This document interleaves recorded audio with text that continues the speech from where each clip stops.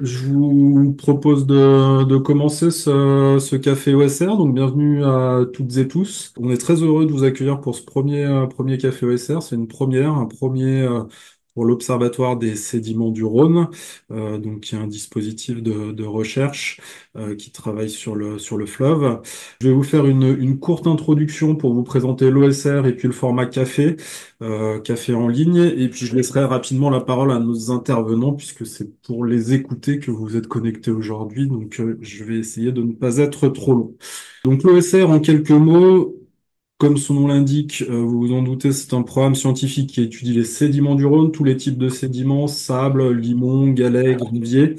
Il a été créé en 2009 dans le cadre de la zone atelier bassin du Rhône, la ZABRE, et du plan Rhône. La spécificité de l'OSR, s'il faut en retenir une, est de rassembler différentes disciplines scientifiques pour étudier le fonctionnement hydrosédimentaire sur l'ensemble du cours du Rhône, et ce, dans la durée, puisque l'OSR existe maintenant depuis plus de 15 ans.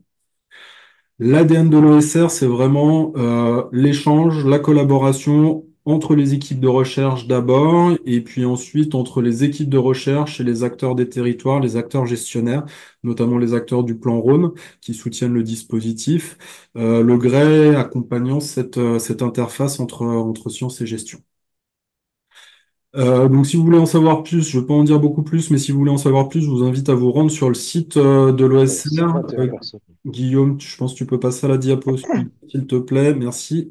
Voilà, et je vous mettrai le lien dans le chat, vous y trouverez un nombre important de ressources. Concernant les cafés OSR, donc qui sont l'objet du jour, c'est un nouveau format d'échange, je le disais en ouverture. Vous avez à droite de l'écran la liste des 4 cafés OSR qui vont rythmer l'année 2025. Il s'agit de courtes séquences de présentation et d'échanges en visioconférence, en ligne. Leur but, c'est vraiment de partager, d'échanger autour de la connaissance et de la gestion hydrosédimentaire des cours d'eau. Et ce sont des cafés qui s'adressent à quiconque est intéressé par les questions hydrosédimentaires sur le Rhône, bien sûr, mais aussi sur d'autres cours d'eau. J'insiste sur ce point, puisque c'est un des objectifs du format webinaire, c'est de pouvoir échanger avec des acteurs, voilà, d'autres territoires, d'autres grandes rivières.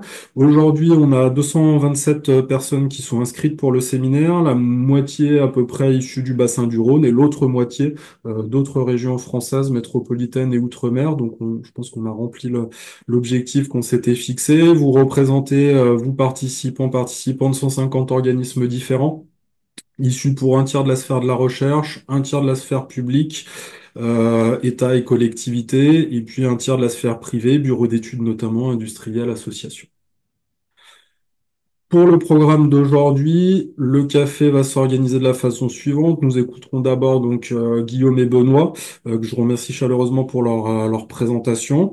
Nous donnerons ensuite la parole à François Lothaire, expert à EDF Hydro, et à Stéphane Rodriguez, professeur des universités à l'université de Tours, voilà, qu'on a sollicité pour qu'ils témoignent et qu'ils apportent des témoignages avec des éclairages complémentaires à la présentation que pourront faire Benoît et Guillaume.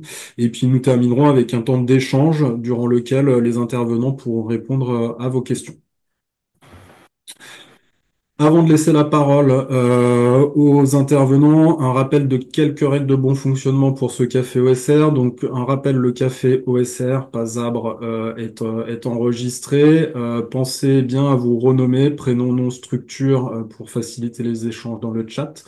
Merci pendant les présentations de couper votre micro et votre caméra pour qu'il n'y ait pas de bruit parasite qui gêne les intervenants. Et surtout, posez vos questions dans le chat. C'est plus facile pour les gérer et les faire remonter. Nous les remonterons toutes les questions aux intervenants durant le temps d'échange. Et s'il y a des questions auxquelles on n'a pas eu le temps de répondre, on pourra y répondre par ailleurs par mail. Voilà.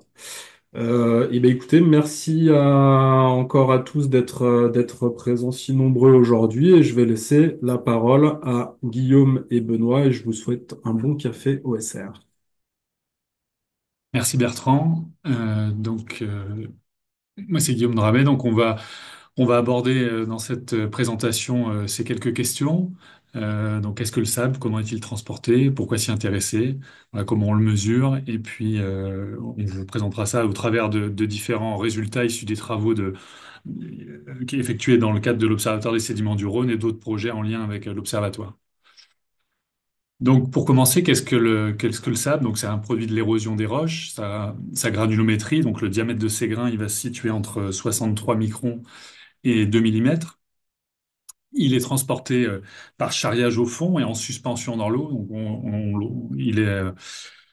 il a cette particularité de ne pas être réparti de façon homogène dans la section. Donc, on parle de variabilité spatiale dans la section. Et il va être mobilisé quand le cours d'eau a de l'énergie. Donc là, on va parler de variabilité temporelle. Donc, on voit aussi deux illustrations. Donc, en bas à gauche, un sable prélevé en suspension à Port-Saint-Louis-du-Rhône, donc à l'embouchure du Rhône. Et puis un dépôt de sable sur les berges du Rhône suite aux crues de l'Isère en 2023, donc en aval de la confluence près de Valence.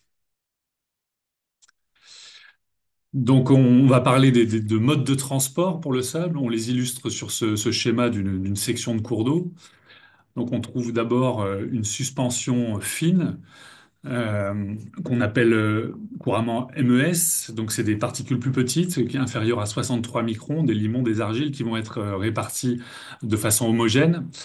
Et c'est des particules plus petites que le sable, qu'on pourra mesurer par exemple avec un turbidimètre. Et puis on va trouver, ce qui va nous intéresser aujourd'hui, c'est plus la suspension graduée de sable. Donc on va pouvoir observer un gradient de concentration qui va augmenter plus on va se rapprocher du fond de la section. Et puis enfin le charriage qu'on va aussi essayer de mesurer, qu'on va retrouver ici ben, plutôt au fond du lit des sédiments qui vont glisser, rouler au fond du lit.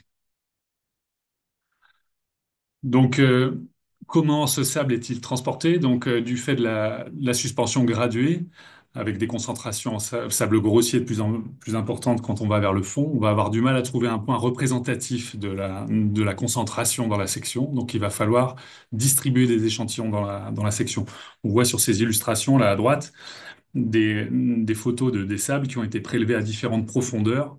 Donc là, on est beaucoup plus en amont sur le Rhône, on est un peu après le lac Léman, donc avant le premier barrage de la CNR, avant le barrage de Zénitia, donc à la frontière suisse au RIP. Et donc là, en prélevant à trois profondeurs différentes dans la section, on voit que on a des sables de plus en plus grossiers, plus on va aller vers le fond de la rivière.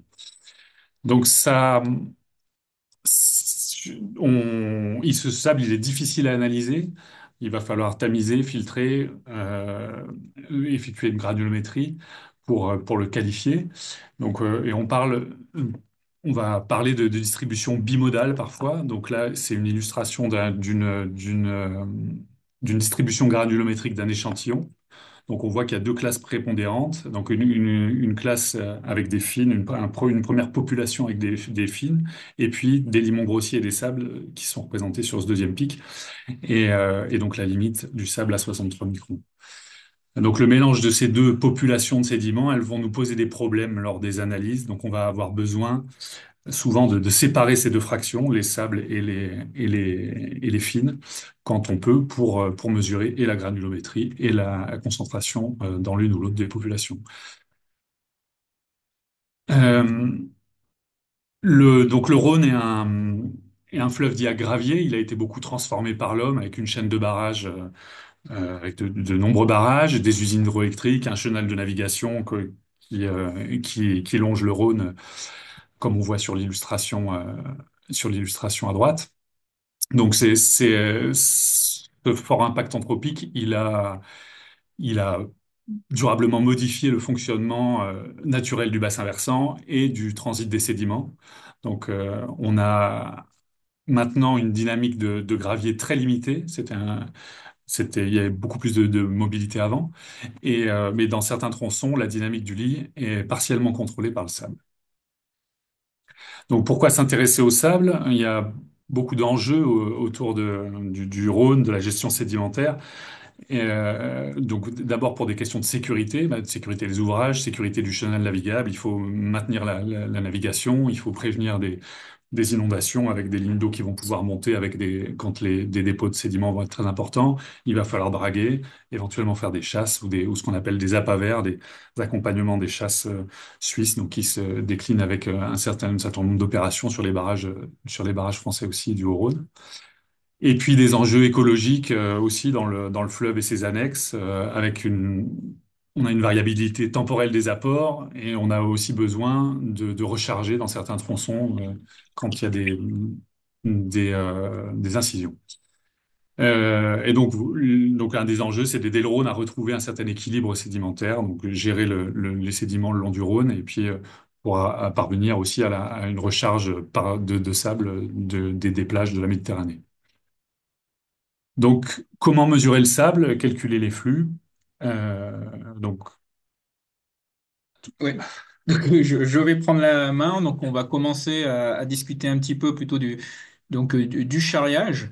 Euh, Première chose qu'on essaye de faire quand on veut estimer donc les flux par charriage, bah, c'est de faire des jaugeages ponctuels à un moment donné, en général pour des forts débits, où on va essayer donc de quantifier ce flux par charriage, principalement à l'aide de préleveurs. Bon, pour ceux qui connaissent, il y a le LS Smith ou le BTMA, mais bon, il y en a une multitude.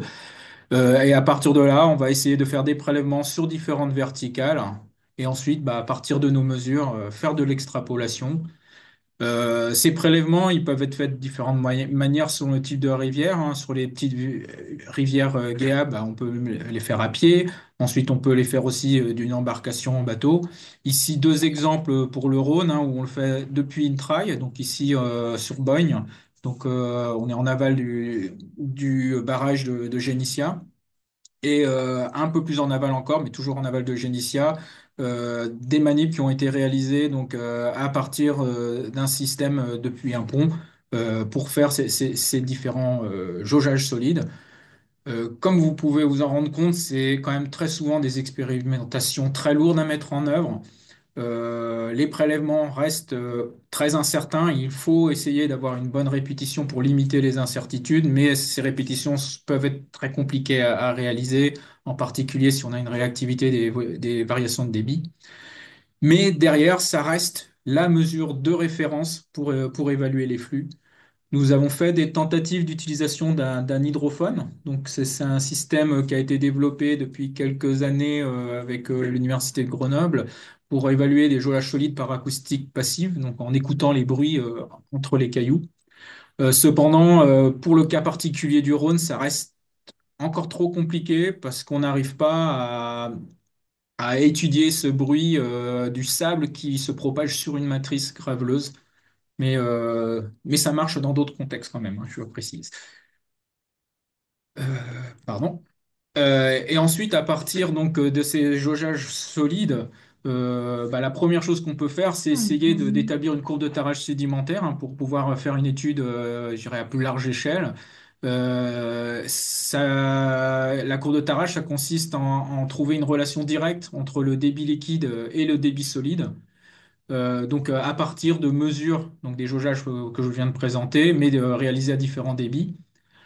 Ce type de courbes, on peut aussi les obtenir à partir de courbes théoriques, hein. Je vous invite pour ceux qui ont des études, à jouer sur la plateforme Bedload qui est dédiée à ce type de travaux. Comme vous pouvez le voir ici, c'est pas toujours simple pour étudier le sable sur une rivière à gravier parce qu'on a une variabilité très importante des apports. On n'a pas réellement un équilibre, donc on a une grande dispersion des résultats, voire une application quasi impossible de nos courbes théoriques en tout cas. Parce qu'on n'a pas cet équilibre entre les apports et les conditions hydrodynamiques pour cette application. Mais ça a quand même eu un intérêt important de faire ces études de charriage par la suspension. Donc c'est le cas ici. Donc alors c'est pas le Rhône, c'est l'Isère à Grenoble, mais qui a certaines équivalences. Où ce qu'on a quand même observé, c'est que pour nos rivières à gravier, le transport de sable par charriage reste très négligeable. Ici, on a un, voire deux ordres de grandeur de différence, hein. C'est les mesures de suspension que vous pouvez voir ici. Donc c'est quelque chose qu'on a rapidement mis de côté pour nous concentrer plus sur les mesures de la suspension graduée. Je vais laisser la main à Guillaume pour la suite. Donc, pour les jaugeages solides de la suspension graduée, donc on utilise cette méthode qui est représentée par ce schéma. Donc, c'est une méthode de calcul où on va avoir plusieurs données, on a besoin de plusieurs données d'entrée. Donc, d'abord, on va effectuer des jaugeages ADCP, donc pour des jeux par profileur de courant à effet Doppler, donc plusieurs transects d'une même section. Et on va avoir besoin donc de distribuer des échantillons dans la section. Donc là, typiquement, une douzaine d'échantillons sur trois verticales. On va utiliser des formules théoriques pour intégrer ces échantillons, pour extrapoler ces valeurs qu'on aura mesurées avec les échantillons sur le reste de la section, donc une extrapolation verticale et latérale, et puis une estimation d'erreur sur ces modèles théoriques d'extrapolation des concentrations. On utilise ces données d'entrée, on va faire un post-traitement de ces données d'entrée dans un outil qui est développé en Python, et on obtient une spatialisation des concentrations dans la section, des flux dans la section et une estimation des sources d'incertitude de ce jaugeage solide. Donc ça, c'est une méthode qu'on a mis au point et publiée avec des collègues donc, de l'USGS aux États-Unis, de l'IRD, de la CNR et d'EDF. Et dans l'article que vous retrouverez dans la biblio en fin de présentation, vous pourrez retrouver cet article où on a valorisé aussi des données sur le Mekong, l'Amazone et le Colorado. Donc ça, c'est un des résultats opérationnels du projet OSR. Et donc comment ça se passe sur le terrain? Donc pour quantifier ces flux de sable instantanés, pour faire ces jaugeages solides, donc on va effectuer un jaugeage solide embarqué. Donc on va pouvoir jauger le cours d'eau, faire une mesure ADCP avec en bateau ou depuis un drone, depuis une traille. Et ensuite, on va faire des échantillons dans la section à partir de ce bateau. Donc, soit avec, ici, on présente une bouteille horizontale qui a un échantillonneur ponctuel, l'USP6 aussi, qui est considéré un peu comme la référence des préleveurs ponctuels. Donc, c'est un préleveur développé par l'USGS. Et on va aussi pouvoir faire ces jaugeages solides depuis des ponts. Donc, avec, là, c'est un exemple aussi sur la basse Isère, donc à la confluence du Rhône et de l'Isère, avec ici la bouteille de Delft, qui a un piège à sable, un capteur un préleveur de sable, ou cette pompe PP36 qui a aussi été déployée depuis des ponts, depuis des grues portées sur des camions ou des trails. Donc on a fait beaucoup de mesures comparatives, de validation. Il y a eu beaucoup de travaux ces dernières années aussi sur le pompage distribué avec les collègues de CNR, d'EDF et d'INRA et Grenoble. Et puis donc on arrive à ces résultats. Donc juste un exemple de résultats sur le Rhône à Lyon-Perrache. Donc avec les concentrations réparties dans la section ici et les points verts sont les points de prélèvement réels. Et puis la distribution des sources d'incertitude. Donc là, on obtient une incertitude sur le flux de 18,6%, qui est dominée par les incertitudes sur les intégrations verticales d'abord, latérales ensuite. On voit que par exemple l'incertitude sur le débit liquide est relativement limitée. Ces jaugeages solides, ils vont nous servir, comme pour le charriage, à construire des courbes de tarage sédimentaire. Donc là, on voit deux exemples, un sur l'Isère à Grenoble, donc dans le cadre de la thèse de Jessica Margraf, où on a utilisé un certain nombre de préleveurs depuis des bateaux ou des ponts. Et puis à Lyon-Perrache, où on déploie surtout on fait surtout des jaugeages solides en bateau. Et c'est le même problème que pour les jaugeages solides, que pour les courbes de tarage sédimentaire de charriage, on fait l'hypothèse d'un équilibre global du tronçon. Donc toutes ces mesures par jaugeage solide, elles demandent aussi des équipes de mesure qui sachent prélever dans des conditions parfois difficiles parce qu'on s'intéresse beaucoup aux crues aussi. Donc c'est quelque chose à prendre en compte dans les suivis aussi de ça. Donc pour continuer sur ces mesures, Là, il y a vraiment un développement qu'on a réalisé dans le cadre de l'OSR et même avant hein, sur l'utilisation autre que ces prélèvements, donc avec une mesure par acoustique active, donc à l'aide d'ADCP, d'ABS ou d'instruments similaires. Petit rappel de ce que peut être utile avec l'acoustique, hein. Donc, avec ce type de système, on va émettre un signal acoustique. Ce signal, bah, il va être rétrodiffusé et ça principalement par les sables, hein, si les concentrations en sédiments fins restent faibles. Et c'est ce signal rétrodiffusé qu'on va essayer d'étudier pour quantifier et qualifier le sable. Une problématique non négligeable, c'est que bah, il y a aussi une atténuation qui apparaît pour du signal acoustique, qui elle est principalement dominée par les sédiments fins. Donc, il existe hein, de nombreux modèles théoriques, mais il reste encore une calibration importante pour pouvoir appliquer ces modèles. Et c'est un gros travail depuis maintenant près d'une quinzaine d'années, hein. Nous, on a plusieurs tests qui se sont succédés pour arriver à déterminer cette granulométrie et la concentration grâce à l'acoustique. Cette mesure acoustique se fait par deux types de déploiements. Donc, le premier, c'est un déploiement vertical. Donc, en gros, c'est essayer de réaliser un jaugeage acoustique de la même manière qu'on réalise un jaugeage avec les prélèvements.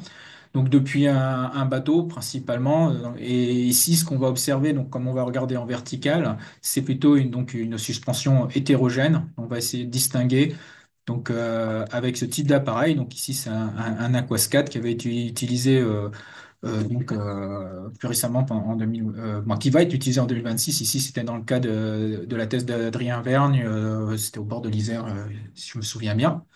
Et une seconde manière donc d'appliquer cette méthode, c'est de faire une mesure en horizontale, donc avec ce qu'on appelle des HADCP, donc des ADCP horizontaux qu'on va placer en fixe. Ici, donc c'est au bord de l'Isère à Grenoble. L'intérêt, c'est qu'on va avoir ici une mesure donc sur ce type de champ donc en horizontal où on va pouvoir supposer une suspension homogène et pouvoir mesurer, même si on mesure pas l'ensemble de la section, on va pouvoir faire une mesure en continu au niveau temporel. Euh, on reste sur cet exemple donc avec la thèse de Jessica Margraf donc sur l'Isère. Comme vous pouvez le voir ici, bah, pour pouvoir calibrer la mesure acoustique, bah, il faut faire un certain nombre d'échantillons pour que la courbe ait une représentation. Donc il reste encore beaucoup d'incertitudes. Euh, Derrière, ce qu'on va pouvoir réaliser, c'est ce genre de mesure, hein, une mesure en continu donc de la masse de sable cumulée qui a passé une section, donc ici toujours l'Isère à Grenoble. On voit bien l'intérêt de la méthode acoustique, en tout cas avec la dual frequency, une méthode spécifique, qui va être beaucoup plus sensible à la variabilité de la granulométrie. On voit ici sur la première période de printemps, où cette méthode nous a donné des valeurs beaucoup plus importantes de flux que la méthode basique, on va dire, avec une courbe de tarage sédimentaire qui suppose une granulométrie constante. Donc, quand même des apports très importants pour mieux visualiser ce qui se passe en continu. Toujours dans le cadre de l'OSR, pour pouvoir faire ces jaugeages acoustiques, donc c'est quand même pas une méthode simple à mettre en œuvre. Donc, grâce à l'OSR, on a pu développer un logiciel qui s'appelle AcouSed, qui permet d'analyser au mieux les jaugeages acoustiques. Donc je ne vais pas aller dans les détails ici, mais c'est encore un résultat important de l'OSR et bien sûr c'est un logiciel qui, pour ceux qui sont intéressés, est disponible. On en revient maintenant à la troisième partie sur la modélisation des flux. Qu'est-ce qu'on va faire maintenant de toutes ces mesures et ces courbes de tarage qu'on a pu établir? Donc déjà, bah, bien sûr, je rappelle hein, l'intérêt des cours de tarage, hein, on a une combinaison ici entre des formules semi-empiriques de capacité et les mesures. Et derrière, on va pouvoir obtenir des arénogrammes ou des bilans cumulés avec incertitude pour des éléments donnés. Un exemple typique qu'on a pu avoir, c'est bah, dans le cadre de la thèse de Guillaume, on avait observé de la crue sur le Rhône à Perrache donc en janvier 2018. qui nous a permis d'établir donc un bilan sur la crue qui correspond à deux pics importants, hein, pour avoir une estimation finale d'environ 175 000 tonnes de sable en suspension sur le mois de janvier, ce qui revient à une quantité non négligeable quand même, et on peut imaginer le potentiel impact derrière. Une problématique, en tout cas pour les rivières à gravier, et donc le Rhône, c'est que on peut se poser la question de l'origine de ces sables et de comment ils ont pu être remobilisés lors de la crue. Donc c'est tout un travail qu'on a pu faire en amont, assez lourd aussi à mettre en place, hein, pour essayer d'évaluer les stocks de sable. Sur les bancs de galets, où on a des stocks qui sont non négligeables. Donc, il s'agit simplement de prélèvements d'un certain volume qu'on va tamiser pour essayer d'évaluer des stocks de sable ensuite en jouant sur les surfaces. Donc ça avec différentes, je dirais, méthodologies et derrière aussi des méthodologies variées pour essayer d'avoir le volume potentiellement remobilisé, soit en utilisant une modélisation numérique, soit simplement à partir d'une analyse spatiale d'images photoaériennes, dans le cadre où on a une évolution du lit par avulsion. Les premiers résultats qu'on a pu obtenir, c'est que les stocks sur l'amont immédiat de Lyon, donc pour ceux qui connaissent le canal de Méribel, ces stocks sont négligeables, mais ils seraient sûrement plus importants sur l'un où on a observé une variabilité plus forte aussi du lit. Pour compléter cette étude, on a utilisé donc une modélisation unidimensionnelle 1D donc avec Majadis TS, qui est aussi donc développée dans le cadre de l'OSR, pour tester donc des hypothèses d'apport de l'Ain et du Haut-Rhône. Donc sur cette figure, donc en grisé, vous avez les résultats issus de la courbe de tarage sédimentaire présentée précédemment. Les résultats donc en trait coloré de la modélisation, donc avec en rose les apports potentiels du Rhône amont et en bleu les apports pardon en vert les apports de l'Ain et la somme en bleu. Et ce que cette modélisation nous a permis d'estimer, bien sûr toujours avec des hypothèses sur ces apports amont, hein, qu'on a d'abord supposé égales entre l'Ain et le Rhône amont, c'est que le premier pic, c'était principalement l'Ain qui avait fait ces apports qu'on a retrouvés donc avec nos mesures. Et on a pu confirmer que sur le second pic, mais en tout cas les deux dernières mesures, forcément c'était impossible que ce soit l'Ain puisque l'Ain il était plus en crue, mais les apports amont. Donc des apports des retenues CNR qui sont loin d'être négligeables dans ces cas-là. Une dernière diapo pour les résultats issus donc de la modélisation numérique, hein, c'est qu'on a essayé d'appliquer ce modèle sur plusieurs années, voire une dizaine d'années, pour essayer de reproduire les évolutions des retenues CNR, qui est un enjeu très important pour eux, du fait de la sédimentation, je dirais, globale.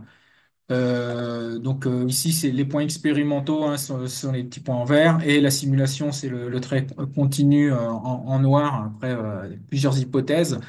Donc globalement, alors bien sûr, vous avez peut-être pu comprendre que dès qu'on parle de sédiments, on accède à des incertitudes assez élevées, hein, mais pour l'instant, on arrive quand même pas mal à reproduire cette évolution dans les différentes retenues. Mais on a pu observer quand même un terme qui est important, c'est la vitesse de chute des sédiments et il y a une sensibilité non négligeable. Et surtout, la grosse problématique auquel on fait face aujourd'hui, c'est que il y a une importance énorme, bien sûr, des stocks initiaux qu'on connaît encore que très mal et des apports en sable des affluents. Donc, il y a clairement encore un gros besoin de mesure pour pouvoir affiner tous nos résultats. Rapidement, le bilan qu'on a pu avoir sur les sables Rhône, hein, c'est d'abord beaucoup de mesures autour donc, de Génitia avec ces fameuses chasses à pas vert, où on a pu montrer qu'on a une granulométrie assez fine, hein, autour de 100 microns, et des flux qui peuvent monter à 100 kg seconde. soit, en tout cas pour la pavère de 2021, un flux total d'environ 200 000 tonnes, qui correspond quand même à un dixième des flux totaux des sédiments plus fins, donc on appelle MES. À Perrache, serait un peu plus grossier, jusqu'à 2 millimètres. Et comme je vous l'ai montré précédemment, on a pu observer sur un mois un peu moins de 200 000 tonnes en 2018 lors d'une grosse crue décennale. Autre site sur lequel on travaille beaucoup, c'est la confluence avec l'Isère, hein, l'Isère étant un des principaux affluents pour apporter du sable. On est sur une granulométrie pareille de 0,2 mm et on a pu montrer près de plusieurs études, hein, on arrive vers un apport flux moyen annuel en sable qui est de 0,7 million de tonnes, ce qui est assez énorme et qui correspond pas mal à ce qu'on a pu observer à Grenoble, donc un petit peu plus en amont ici. Et pour terminer, même si c'est une zone sur laquelle on a un peu moins travaillé, donc sur l'embouchure, on est de retour à un sédiment un tout petit peu plus fin, autour de 100 microns, avec sur les quelques mesures qu'on a pu faire, un flux solide allant jusqu'à 500 kg seconde. Mais la plupart des estimations qui ont pu être faites sur le pluriannuel pour avoir le flux moyen annuel sont issues des travaux donc, du CEREJ avec Antonelli et Provençal, qui ont estimé à environ à peu près 1 million de tonnes de sable annuellement. Donc c'est quelque chose sur lequel il faudrait travailler parce que le bilan sédimentaire à l'embouchure serait plutôt négatif depuis les années 2000. Voilà, je passe maintenant de retour la main à Guillaume. Donc Voilà. pour résumer quelques points que vous pouvez aussi d'ailleurs retrouver dans les différents rapports de l'OSR et sur le site internet de l'OSR. Et donc on a vu dans ces différents programmes successifs que, qu'il y avait il y avait bien du sable en suspension dans le Rhône, parfois en quantité importante. On a progressé sur l'analyse de ces sables, sur les méthodes de mesure des concentrations, de la granulométrie. Donc on n'a pas le temps de parler aujourd'hui d'un certain nombre de projets, mais il y a eu une intercomparaison de granulomètres laser. Il y a aussi un banc qui a été développé à la CNR pour faire la granulométrie d'échantillons liquides de plus gros volumes d'échantillons. Euh, des expériences aussi, beaucoup d'expériences avec des différents préleveurs. On a testé beaucoup de préleveurs ponctuels ou intégratifs. On a aussi testé ces fameuses stations hydroacoustiques, principalement sur l'Isère, et donc on a aussi un projet d'en équiper une sur le Rhône. Et puis on a développé ces méthodes de calcul de flux par jaugeage solide, SDC, et puis en ce moment aussi le logiciel AcouSed pour ce qui est du dépouillement des jaugeages par acoustique active. Et puis, on a pu faire des bilans de flux de sable sur des événements variés, des crues, des chasses. Et puis donc voilà ce que je disais, il y a aussi d'autres travaux qui sont pas cités ici, mais il y a d'autres équipes qui travaillent effectivement sur cette thématique du sable. Donc la connaissance des flux de sable, c'est un enjeu opérationnel important, hein, du fait de l'impact qu'ils peuvent avoir et des coûts de gestion associés, notamment en dragage. Il y a des millions d'euros de dragage qui sont dépensés chaque année. Une grande quantité de ce sable, il transite dans le Rhône. On a vu les apports du Haut-Rhône, les apports de l'Ain, les apports de l'Isère, mais il y a aussi d'autres affluents qu'on n'a pas encore étudiés et qui pourvoient probablement du sable aussi en crue euh, ou lors de déstockage pour la gestion des barrages. Donc on a fait différentes approches méthodologiques. Donc étudiées lors de ces différents programmes OSR. Et donc, ça permet maintenant d'avoir des outils et des équipes qui sont à même de quantifier ponctuellement des flux sur le Rhône et les affluents, donc à partir de mesures de terrain et de modélisation. Pardon. Donc, si on veut connaître en continu les flux de sable en suspension sur le Rhône, on doit aussi mettre en place des stations de mesure spécifiques, des processus d'analyse, des équipes de jaugeage solide, peut-être remettre en route des camions jaugeurs, remettre en état des rails hydrométriques et organiser ces suivis. C'est des suivis qui sont compliqués à organiser, des mesures qui sont compliquées à faire. Et donc, on mise aussi sur les stations hydroacoustiques, mais notamment celles qu'on va installer là dans le programme OSR7 à Lyon-Perrache, donc qui sera avec où on va déployer un appareil qui s'appelle l'UBCDiflow, qui est un appareil qui est développé en France. Et donc ce sera un bon site pour commencer un suivi de long terme du sable sur le Rhône, on l'espère. Donc il y a aussi une réflexion à avoir sur les enjeux écologiques autour du transit du sable et des dépôts de sable avec donc c'est des questionnements à l'interface entre l'OSR et un autre observatoire, Roneco. Parce que c'est vrai que ces apports massifs de sable en crue ou en chasse, eh ben, ils peuvent avoir des impacts sur le milieu. Enfin, on sait qu'ils ont des impacts sur le milieu, mais parfois des bénéfices, peut-être sur la diversification d'habitats physiques, ou parfois bah, des effets plus négatifs avec du colmatage d'habitats, de substrats. Donc voilà, c'est des questions qu'il va falloir se poser aussi dans les programmes suivants. Voilà, merci de votre attention. Je ne sais pas si on a respecté le timing, mais si vous avez des questions, ben, Bertrand va nous faire Oui. Merci le relais, je beaucoup. pense. Merci Guillaume, merci Benoît pour cette présentation très claire. Avant de prendre le temps de questions, je propose de laisser la parole aux deux grands témoins et peut-être commencer avec François Lothaire d'EDF, EDF Hydro donc, avec qui vous avez déjà travaillé sur le sujet des sables et qui peut apporter un témoignage plus opérationnel. Sur ce sujet des sables, qui est un sujet important pour vous, est-ce que vous pouvez nous dire en quelques mots quels sont pour un acteur comme EDF, un hydraulicien comme EDF, quels sont les grands enjeux autour de la gestion de ces sables? Oui, alors c'est clair que c'est un enjeu dans le cadre de la gestion sédimentaire de nos aménagements. Alors, principalement nos aménagements hydroélectriques, mais pas que. On va en parler rapidement. Ce qu'on appelle la gestion sédimentaire de ces aménagements, c'est de définir et de mettre en œuvre des actions. Ça peut être des travaux, des manœuvres d'exploitation qui limitent les effets gênants de ces dépôts de sédiments dans les barrages. Mais ça peut être aussi dans les prises d'eau de certains de nos CNPE, euh, et éviter ces dépôts pour les exploiter au mieux. La gestion sédimentaire elle peut aussi avoir comme objectif pour les usines hydroélectriques de limiter l'usure des turbines lorsque les sédiments passent dans ces turbines. Et bien sûr, tout en ayant cette gestion, il faut prendre en compte les effets de nos aménagements sur la gestion des cours d'eau en aval pour préserver la qualité des milieux et la sûreté. Je pense par exemple aux exhaussements des lignes d'eau.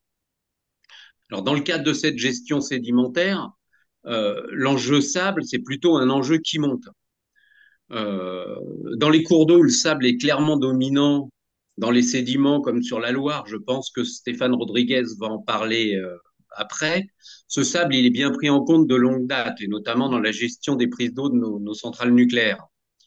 Mais dans les cours d'eau à plus forte pente, là où on en plaint plutôt des barrages, le sable a été moins bien pris en compte car il est, entre guillemets, euh, ça a été expliqué à l'instant, un peu coincé entre deux autres fractions qu'on parvient plus facilement à identifier ou à différencier. D'une part, les sédiments très fins qu'on voit bien, les limons, et d'autre part, les graviers, les galets. Alors, quand je dis qu'il est coincé, je pense à plusieurs aspects sur la connaissance des flux.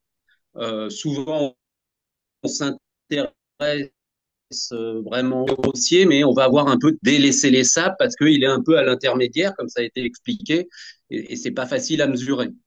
Dans la mesure des dépôts aussi, quand on fait par exemple des bathymétries, ben, il est difficile de différencier les sables des autres fractions granulométriques. Et dans la modélisation aussi des dépôts ou des reprises, c'est pas simple de prendre en compte les sables, notamment quand il y a des mélanges de plusieurs types de sédiments. Euh, de fait, cette prise en compte des sables, elle a été un peu délaissée pour certains cours d'eau, mais la nécessité de progresser dans la gestion sédimentaire nous a conduit, dans nos programmes assez récents de R&D, en lien avec les problématiques sédimentaires, à faire une place spécifique au sable. Dans ce cadre, il y a pas mal de travaux qui ont été menés, notamment en commun avec les équipes scientifiques et notamment l'INRAE, qui œuvre dans le cadre de l'ESR. Alors, on citait la thèse de Jessica Lebel sur la mesure du sable en suspension. Il y a actuellement un postdoc sur de la modélisation, et puis on a fait de nombreuses campagnes en commun pour essayer de mutualiser nos méthodes, de s'améliorer en commun, de tester plusieurs appareils. Campagne où d'ailleurs CNR était aussi impliqué. Et puis il y a aussi des échanges méthodaux avec les scientifiques qui travaillent sur la Loire. Je pense que Stéphane va en parler. Alors pour nous, EDF, ces travaux, on les mène sur des sites où sont apparus ces dernières années euh, des enjeux un peu spécifiques qu'on souhaitait mieux prendre en charge. Et ce sont des sites où les proportions de sable par rapport aux fines et aux graviers peuvent être très différentes et conduisent donc à des approches un petit peu différentes. Alors parmi ces sites, on peut citer l'Isère et Benoît et Guillaume en ont parlé. On doit gérer nos barrages de la basse Isère qui sont juste en amont de la confluence avec le Rhône où il y a l'usine CNR de Bourg-les-Valences. Donc, on travaille à la gestion de ces barrages sur l'Isère qui ont tendance à se remplir. On travaille aussi, par exemple, sur la Romanche, où on a mis en place ces dernières années un nouvel aménagement. C'est les derniers aménagements hydroélectriques construits. C'est celui de Gavet sur la Romanche, où il y a une problématique aussi spécifique sur le sable. Mais ça peut être aussi sur des sites dans le Massif central. On travaille sur la Luzège, qui est un affluent de la Dordogne en Corrèze, ou dans les Pyrénées, sur l'Aude, dans la partie plutôt amont de l'Aude. On a plusieurs usines, notamment l'usine de Nantilla, et où il y a beaucoup de sable aussi, en proportion là même sans doute plus forte par rapport aux fines que sur d'autres rivières. Donc on voit qu'on a un panel de sites assez différents. Alors le Rhône est un site d'intérêt, mais il y a beaucoup d'autres sites. Je dirais que pour conclure un peu cette intervention rapide, là, il est clair que la confrontation des méthodes que l'on peut mettre en œuvre et qui sont mises en œuvre par différentes équipes scientifiques sur différents cours d'eau. Cette confrontation des méthodes et cette confrontation des résultats, elle est très très intéressante et elle doit se poursuivre pour continuer à progresser sur cette fraction granulométrique qui est des fois un petit peu mystérieuse, comme c'était indiqué dans le titre de la présentation.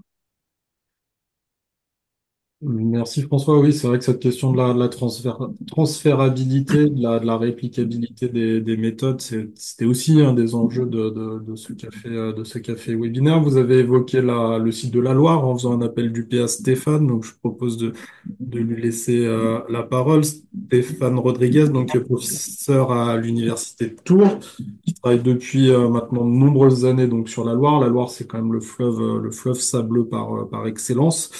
Et Stéphane, qu'il y a des points de la présentation qui te semblent voilà, particulièrement importants et sur lesquels tu souhaiterais insister Oui. au plan scientifique avec un regard un petit peu différent que celui que peut avoir François sur ces sujets-là. Ben oui, je vais essayer. Déjà, je félicite Benoît et Guillaume pour cette belle présentation en fait qui montre bien la contribution, je dirais, d'INRAE Lyon, entre autres, sur tout ce qui va concerner la grande problématique des flux de sable et de la continuité sédimentaire associée. Et quand je parle de continuité sédimentaire associée, je remets ça dans la perspective d'une continuité globale, c'est-à-dire depuis la source jusqu'au réceptacle marin parce que bah, je dirais, les pressions sur cette entre guillemets, ressource qu'est le sable, elles sont importantes. Et cette problématique-là, finalement, qui a été un petit peu peut-être laissée de côté, comme le soulignait François tout à l'heure, elle a des implications pour les systèmes fluviaux, pour les systèmes côtiers et estuariens. Donc, pour vraiment souligner l'originalité, je dirais, et puis l'apport de ces travaux qui sont développés depuis plusieurs années maintenant à Lyon sur ces choses-là. Alors, dans l'originalité, je souligne, enfin moi je voudrais souligner, c'est plutôt évidemment les résultats, mais aussi les approches et outils qui sont proposés à la communauté. Ça, je trouve que c'est un point très positif.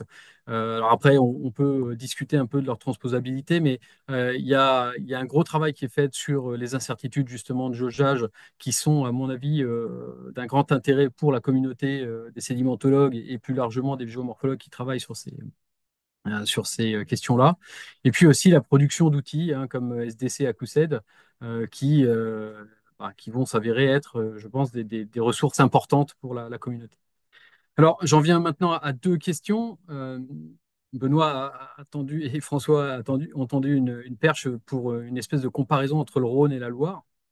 Euh, c'est vrai que sur la Loire, les travaux qui sont menés à l'heure actuelle sur la prise en compte du charriage, je dirais par échantillonneur et par acoustique passive, c'est-à-dire entre autres l'hydrophone, semblent montrer que cet hydrophone est plutôt adapté, je dirais, à la quantification du transport de fond. Alors on ne sait pas si c'est euh, aussi bon que les échantillonneurs, mais a priori, c'est pas plus mauvais. Je m'explique.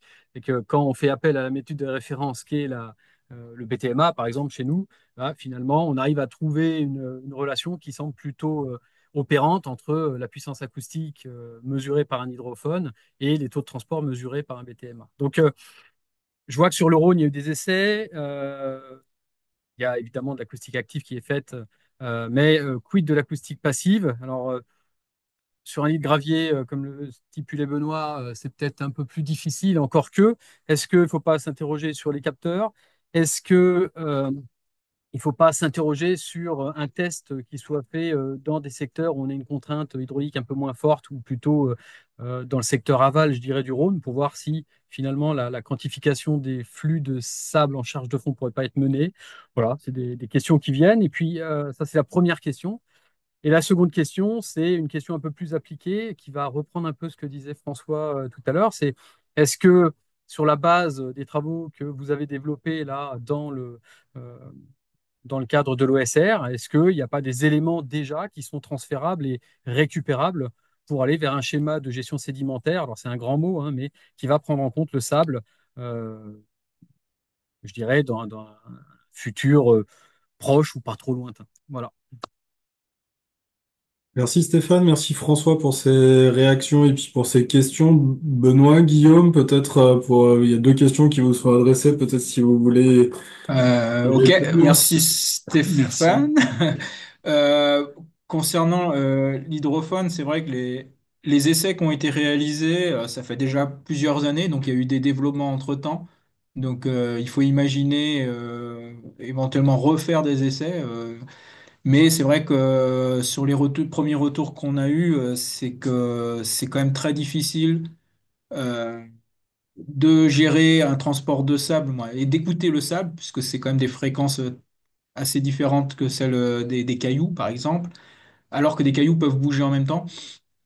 Et là, le bruit peut être beaucoup plus difficile à évaluer. Et le sable qui se propage sur un gravier, ben, c'est un bruit encore différent, puisqu'il touche, c'est le choc d'un sable sur un gravier. Donc pour l'instant, ça a été un peu mis de côté. Un point important que tu disais, c'est vrai que à Laval, par contre, on arrive sur une rivière sableuse, hein, le Rhône avant d'atteindre la Méditerranée, et ça pourrait être une réflexion, parce que je suis là plus confiant sur l'application de l'hydrophone, donc sur la partie aval, pour éventuellement aller vers une estimation en effet des flux de sable. Qui engloberait bien sûr tous les apports dans ces cas-là. Donc ça peut être très intéressant. Bon, nous, on arrive à une problématique plus d'éloignement à ce moment-là, hein, parce que on a essayé de travailler un peu sur le sud, mais on commence à avoir des difficultés en termes de transport. Donc il faudrait voir avec nos collègues du sud pour essayer de mettre en place ce genre de choses. Et sur les aspects schéma de gestion sédimentaire, c'est quelque chose qui est en développement sur le Rhône, justement, la mise en place d'un schéma directeur de gestion sédimentaire. Il y a eu une étude qui a été conduite par Burgiap, la prise en compte du sable dans ce, Alors, j'ai pas en tête les détails, mais sauf erreur, ils ont essayé de prendre en compte nos quelques résultats, hein. Comme je l'ai montré sur la carte, ça reste des résultats très parcellaires, hein. C'est juste quelques zones avec des incertitudes qui peuvent être très élevées. Mais sauf erreur, ouais, le Burjap avait essayé d'en prendre en compte, au moins dans les sites critiques que sont la confluence Isère-Rhône et au niveau de, je crois, du Haut-Rhône avec les chasses, pardon, à Pavers qui étaient réalisées. Ouais. D'accord. Mm. Pour rebondir, on va basculer sur les questions du chat. Pour rebondir à ce que disait Stéphane sur l'importance des apports à la mer, il y a plusieurs questions dans le chat à ce niveau-là. Sur les bilans sédimentaires à l'embouchure que vous avez présentés. Il y a une question sur la raison de ces bilans sédimentaires négatifs. Est-ce que c'est parce que les sables sont bloqués par les barrages? Est-ce que c'est parce qu'il y a de l'extraction? Donc ça, c'est une première partie de la question. Et puis la deuxième partie, c'est sur l'impact de ces bilans négatifs. Voilà. Est-ce qu'on a des chiffres un peu plus précis depuis les années 2000? Et est-ce qu'on a une idée sur les conséquences de l'évolution du trait de côte en Méditerranée? Voilà. C'est en lien notamment au dernier rapport de la Cour des comptes sur l'aménagement littoral méditerranéen face aux risques liés à la mer. Est-ce que vous avez des éléments à apporter à ces Alors, réponses? Collègue Et du... puis, Ouais. c'est principalement les collègues du CRH qui ont travaillé sur cette partie-là. Alors, j'espère ne pas dire de bêtises, hein, mais quand on parle de bilan sédimentaire négatif, c'est en incluant le transport donc côtier, donc les dérives littorales qu'il peut y avoir euh, arriver en Méditerranée. Et s'il est négatif, c'est qu'il y a plus de sédiments qui disparaissent du fait de ces transports littoraux que de sédiments qui apparaissent grâce à l'apport du Rhône. Donc c'est là où on est en bilan négatif. Euh, Après, s'il n'y a pas assez d'apport du Rhône, en effet, là, c'est une conséquence de plein de choses. Éventuellement des apports qui ont été restreints sur différents affluents et autres. Voilà, c'est la conséquence. Alors, il y avait l'idée de dragage. Je pense que ça reste négligeable aujourd'hui puisqu'il est interdit. Et sauf erreur, il n'y a pas de dragage de sable sur le Rhône. Mais voilà, c'est un apport global Si, qui est plus il y a faible. du dragage, mais il est traité dans la voie d'eau. Il est remis, Oui, remis il est dans le remis dans Rhône. le. Et Ouais. c'est pas Il n'est pas nécessairement que retiré. le sable. Ouais. Ouais. Et Olivier Radakovitch, qui est co-directeur de l'OSR, qui a travaillé au CRS. Je ne sais pas si Olivier, tu as des éléments sur ses apports à la mer, ou des compléments à apporter. Pardon. Non, malheureusement, j'en ai plus trop. Je vais renvoyer sur les travaux d'un chercheur qui est toujours au CRH, qui s'appelle François Sabatier, qui a vraiment travaillé là-dessus et qui, lui, notamment travaillé beaucoup plus sur les plages, effectivement, que sur le flux transporté dans le Rhône même. Donc, ces évaluations, ils ont été faites par François et puis par d'autres personnes du CRH également. François a soutenu son HDR, là, juste la semaine dernière, il se trouve. Donc, dans HAL, vous allez trouver quelques informations. Mais je pense qu'effectivement, les choses qui viennent d'être dites par Guillaume et Benoît, on reste face au fait que finalement, ces flux de sable qui arrivent du Rhône à la mer, on les a vraiment jamais mesurés. Ce qui a été mesuré, c'est des évolutions du delta. Donc, on a des reconstitutions de volumes accumulés après des crues, alors en sable et fines sur le delta, mais les flux de sable qui transitent réellement et qui sortent au niveau de l'estuaire du Rhône, dans le cadre de l'OSR, avec Guillaume et puis d'autres personnes, on a fait des essais, mais c'est très difficile de travailler en crue. Donc, utiliser les mêmes techniques que ceux qui viennent d'être présentés ici, en fait, on y est, soyons clairs, jamais arrivé. Donc, je ne remets pas en question ce qu'ont dit Guillaume et Benoît dans leur présentation, mais c'est vrai qu'il y a un gros point d'interrogation encore sur ces flux de sable qui arrivent à la mer.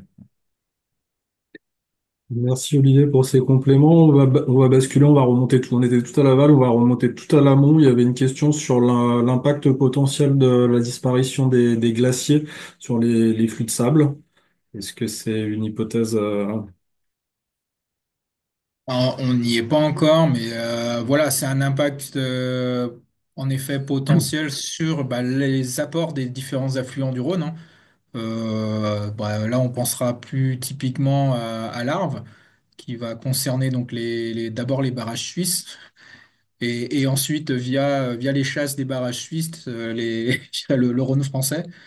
Donc là, comme ça, c'est très difficile à dire, mais oui, potentiellement, il peut y avoir un impact, mais qui peut être inversement compensé par. Alors, c'est quid des débits, quoi. Est-ce que les débits moyens vont être tout aussi forts pour transporter une érosion plus forte au niveau du bassin versant? Donc oui, il y a potentiellement une érosion plus élevée, mais il faut le transporter, ce sédiment et ce sable. Est-ce qu'il y aura assez de débit pour transporter plus?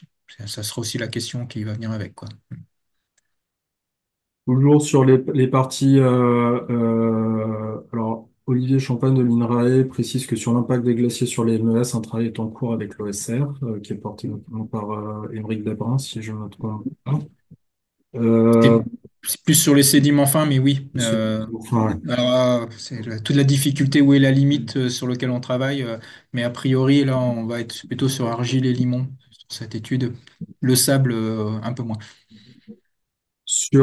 toujours sur les bilans, il y avait deux questions sur les affluents. Une question de Romain Bélier du PNR du Haut-Jura. Est-ce que l'un a été équipé dans le cadre de l'OSR? Est-ce que vous avez une idée des volumes en jeu dans la chaîne des barrages de l'Ain?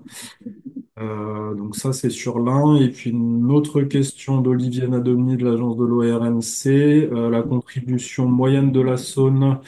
Euh, Est-ce qu'il y a une idée sur les volumes qui transitent dans la Saône et la part de la Saône dans le flux global de sable sur le Rhône? Je vais répondre pour l'un peut-être. Pour l'un, on l'a pas équipé. On suspecte fortement l'un dans les crues qu'on a observées à Lyon-Perrache. Elles sont souvent concomitantes avec des crues de lin, et on a observé, on a un apport significatif de sable en suspension de lin, c'est sûr. Après, on n'a pas, enfin, en modélisation, Benoît montrait dans la présentation qu'on on voyait qu'il n'y avait pas que l'un dans les crues qu'on peut mesurer à Lyon, mais c'est quand même une bonne partie. Après, on n'a pas équipé là encore. Il y a eu un turbidimètre pendant quelques années, mais les turbidimètres, ils permettent que de mesurer la partie la plus fine des sédiments. Hmm. Pour l'un, ouais, ce qui est sûr, c'est que il y a un transport de gravier, galets, qui a été mesuré et qui a été, je dirais, vérifié, parce qu'il y a des galets qui vont jusqu'à Miribel. Le sable, c'est plus par déduction, hein. C'est que quand il y a un transport de gravier sur l'Ain, il y a une érosion de la matrice, et la matrice contient en gros 20-30% de sable. Donc on se doute bien, et c'est un peu les petits calculs de stock sur lesquels on travaille actuellement. On se doute qu'il y a beaucoup de sable qui sont apportés par là. Pour la Saône, pareil, on n'a pas fait de mesure. Après, la Saône est beaucoup plus calme. Donc, c'est le transport, a priori, on l'imagine quand même plus faible. Il y a des mesures qui ont été faites, qui sont toujours faites d'ailleurs, sur tout ce qui est particules plus fines, hein, donc argile et limon. Alors je crois qu'il y avait une question qui demandait j'ai pas en tête les flux moyens annuels, mais c'est des choses qu'on a fait. Donc il y a eu des chiffres pour la Saône. C'est quelque chose qui est assez stable, avec une relation débit concentration à MES qui est assez propre, ce qui est assez exceptionnel pour les autres par rapport aux autres rivières. Il y avait deux réponses sur la question de la glacier. Effectivement, Mathieu Fressard du CNRS précisait qu'il y a des actions dans l'OSR sur la modélisation des effets du changement climatique et du retrait glaciaire sur le fonctionnement hydrosédimentaire du fleuve. Et puis Frédéric Laval qui répondait à la question sur le schéma de gestion sédimentaire, en confirmant que les résultats de l'INRAE et de l'OSR avaient bien été utilisés dans le cadre de leur travail. Il y avait une question assez précise sur le barrage de Génissia de Charlotte Girard du SIG à Genève. Les 0,2 millions de tonnes mesurées durant la Pavère 2021 ont été mesurées en amont ou en aval du barrage de Génissia. En aval, a priori à C'est Pirimont. à Val, c'est à Périmont, ouais. On avait fait une estimation, je crois que c'est en 2016, depuis avec des mesures à RIP, mais j'ai pas les chiffres en tête. Désolé. Alors sur la Saône, les réponses et les questions arrivent en même temps. Donc Fabien Tollet de l'INRAE répond que la moyenne annuelle sur la Saône est de 0,3 millions de tonnes pour les flux de matière en suspension, pour répondre à la question d'Olivier Nabebny.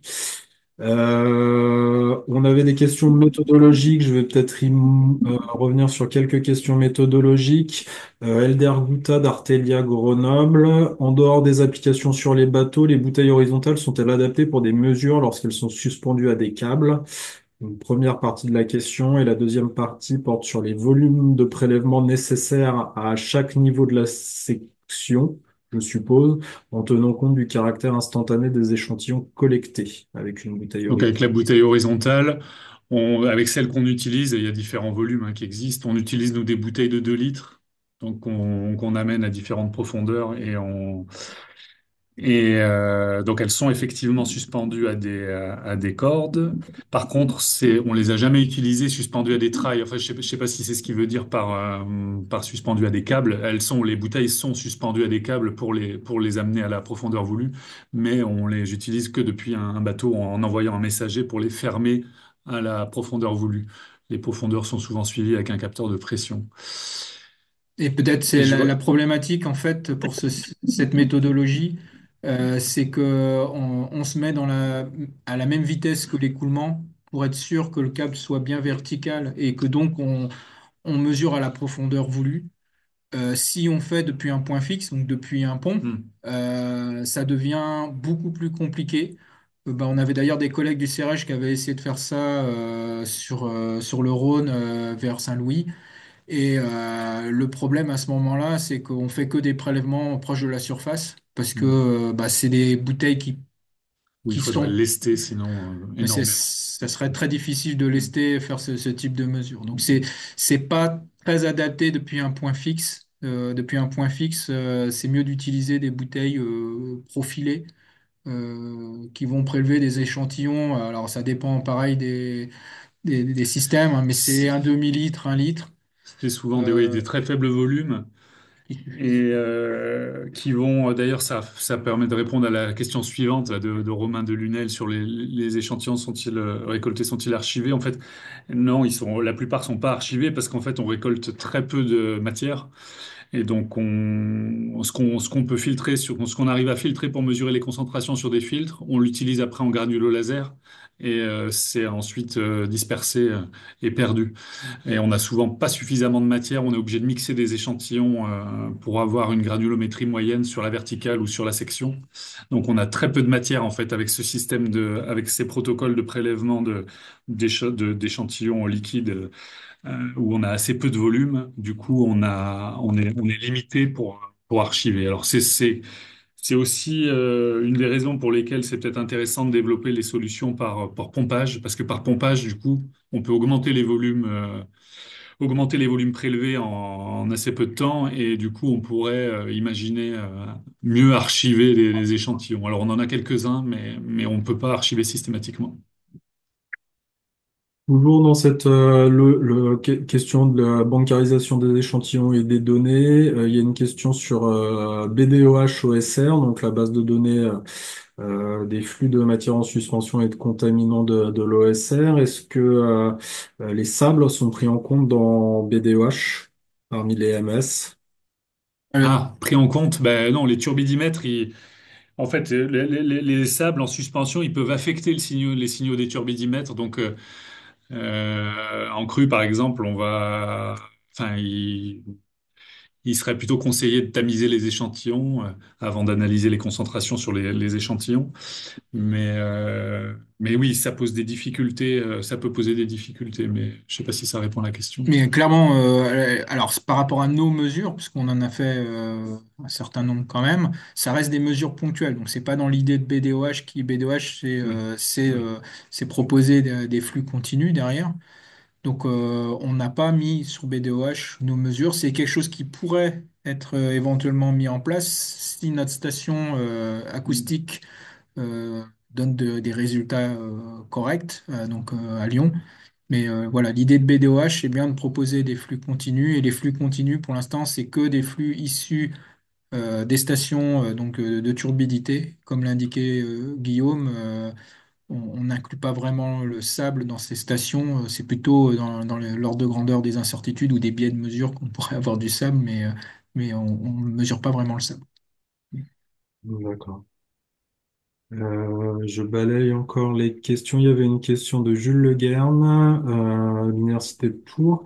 Il existe une base de données importante de mesures de flux liquide par acoustique active, réalisée notamment par les différentes équipes d'hydrométrie. Ces données pourraient-elles pourraient-elles être remobilisées, pardon, pour estimer des concentrations de sable avec des prélèvements a posteriori ou sans prélèvement en relatif? Une question plutôt modélisation. Relatif, je suis pas sûr, mais effectivement, avec des prélèvements, il y a aussi des gens qui développent des méthodes de montage solide en utilisant des données ADCP et des prélèvements et en essayant d'inverser le signal acoustique. Ça, bon, c'est encore des sujets de recherche, mais effectivement, cette base de données, mais sans échantillon, par contre, j'imagine pas trop comment on pourrait faire, mais, Sans échantillon, vu les difficultés qu'on a, hmm, c'est tout aussi simple d'essayer d'établir une courbe de tâche un peu approximative. Euh, c'est quelque chose sur lequel on avait travaillé dans le cadre de l'OSR, puisqu'il y avait un ADCP qui avait été mis sur le bac de Barcarena, hmm, donc en aval, mais sans prélèvement. Et c'était quasi inexploitable. C'est hmm. énormément de données, très intéressantes d'un point de vue déjà hydrodynamique. L'acoustique, encore une fois, pour en mesurer les sédiments, il y a encore quand même beaucoup de difficultés. Sans prélèvement, Et sans utiliser des fréquences, des plusieurs fréquences aussi, parce que ouais, et puis il faut aller sur du multifréquentiel si on veut mieux caractériser le sable. Bon, ouais, sans prélèvement, on peut dire il faut oublier. pour l'instant. Pour l'instant, c'est un peu trop extrême. Ouais. Très bien, merci. Et écoutez, il reste une question dans le chat et elle est difficile. Question de Marion Pizarri du CIMADREM. Savez-vous quel était l'ordre de grandeur du transport annuel de sédiments dans le Rhône avant qu'ils soient anthropisés? Euh, Bon, Alors, on il y a, va il y a des, il y a des, laisser. il y a des valeurs historiques, j'ai retrouvé quand j'ai fait une biblio un peu historique en faisant ma thèse, j'ai trouvé quelques valeurs par-ci par-là, mais non, on peut pas, enfin, on sait pas.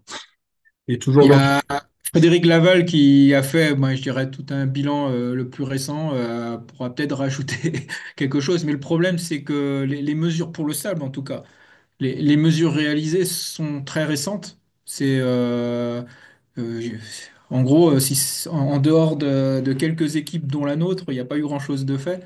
Donc, et ça, c'est depuis qu'il y a toutes les infrastructures. Il n'y a pas eu réellement de mesures avant infrastructure. C'était des mesures de flux de MES principalement. Voilà, c'est que de l'extrapolation derrière pour essayer de dire quelle quantité de sable a pu être apportée avant la construction des barrages et du système rhodanien. Donc voilà, c'est des grosses louches qu'on peut estimer éventuellement, mais ça, voilà, on sait que c'est difficile aujourd'hui, mais difficile, c'est encore plus difficile pour l'estimer ce qui se passait avant sans aucune mesure, quoi. Marion avait un chiffre de 50 millions de tonnes, mais elle voulait vérifier si vous aviez des données plus précises. Et puis elle se posait aussi la question de ce qui a le plus contribué à la réduction du transport enfin, sur la partie aval du bassin versant. Est-ce que c'est le reboisement? Est-ce que c'est l'aménagement des cours d'eau alpins? L'anthropisation du fleuve? Alors, ça dépend des classes de sédiments auxquelles on veut discuter. Si on considère Le tout ce qui sable? est charriage de grossier, bah, c'est de façon évidente, là, c'est toutes les retenues hein, qui ont fait que l'hydraulicité a impacté. Aujourd'hui, le transport de gravier n'est plus possible ou très peu, par quelques zones.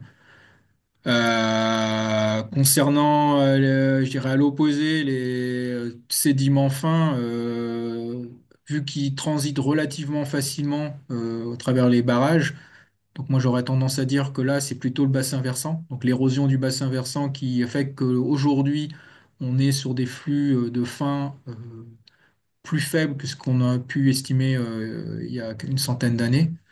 Et puis le sable, ben, c'est un peu des deux, quoi.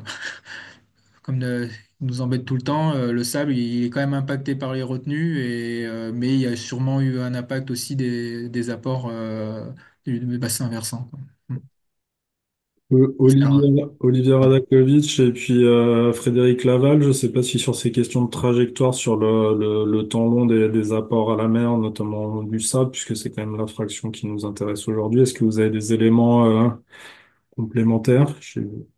Oui, alors du coup, je vais renvoyer la personne qui posait la question sur les travaux de Mireille Provençal qui doivent être disponibles dans Halle, qui avait étudié, via Mireille Provençal, Christelle Antonelli, qui avait étudié effectivement les calculs historiques, on va dire, des flux. Moi, j'avais plutôt en tête de l'ordre de 15 à 20 millions de tonnes estimées avant les aménagements, et principalement estimées à partir des travaux d'un ingénieur qui s'appelait Surel. Voilà, donc ça doit pouvoir se retrouver dans les travaux de Mireille Provençal qui sont disponibles sur Alm. Quant à un des derniers travaux de Mireille également, avait montré qu'il y avait aussi une forte importance dans cette évolution de ces flux, donc qui ont diminué pour ce qui était du reboisement en fait, des montagnes. C'est-à-dire qu'en fait, ces estimations-là dataient de l'époque où les montagnes des Alpes étaient fortement déboisées. On voit très bien actuellement encore l'influence de l'Isère et de la Durance en fait, sur les apports dans le Rhône. Et donc il faut imaginer, lorsque vous regardez des photos anciennes, c'était des zones entièrement déboisées où l'érosion à ce moment-là était très très forte. Donc finalement, c'était déjà aussi des flux qui étaient affectés par l'anthropisation. On a une question qui vient d'arriver sur le temps de transit des sables, par exemple entre Lyon et la mer. Est-ce que les temps de transit, vous avez non, on n'a rien fait. Et ici, la grosse difficulté, c'est autant pour les argiles et limons, on peut faire cette hypothèse qu'en moyenne, bah, ils sont transportés par l'écoulement, donc il faudrait suivre l'écoulement. Donc ça peut être, là, c'est quelques jours, j'ai plus en tête quand c'est des crues, hein, dans ces cas-là. Le problème des sables, c'est qu'ils vont se déposer. Donc là, c'est très lié, je dirais, bah, quelle sera la prochaine crue pour les remobiliser, pour les amener un peu plus loin. Euh, voilà, et on n'a pas de traçage de fait sur les sables, donc on n'a pas d'idée. Voilà, c'est difficile, j'aurais peur de dire n'importe quoi, hein, mais sur un événement, ils peuvent faire des dizaines de kilomètres, voire des centaines de kilomètres, hein, ça, on s'en rend bien compte, bah, y compris lors de la crue de 2018 qu'on a mesuré, hein, il y a eu clairement les sables qui sont arrivés du Haut-Rhône et de l'Ain et qui ont été bien en aval de Lyon Et qui ont passé des barrages, oui, et qui oui. ont passé les Mm. barrages. Donc il y a eu en tout cas une partie qui, un événement de crue, Quand- le sable peut descendre peut-être de Lyon jusqu'à la mer, en tout cas une partie de ce sable.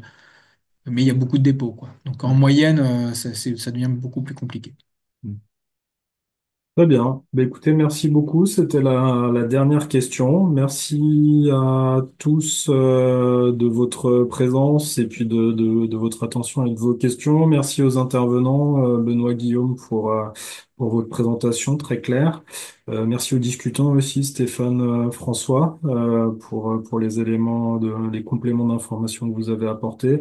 N'hésitez pas à revenir vers moi ou à revenir directement vers Guillaume et Benoît si vous avez des questions plus spécifiques, que ce soit sur la métrologie ou des questions plus générales sur les résultats. On est à votre disposition. Et puis, n'hésitez pas non plus à vous rendre sur le site internet de l'OSR où vous avez quand même énormément de ressources, que ce soit des données, des publications, des présentations. Voilà. Et puis, bah, écoutez, on espère vous retrouver pour le prochain café OSR. Qui sera sur la question de la modélisation. On reviendra vers vous par mail. Merci à tous et bon après-midi.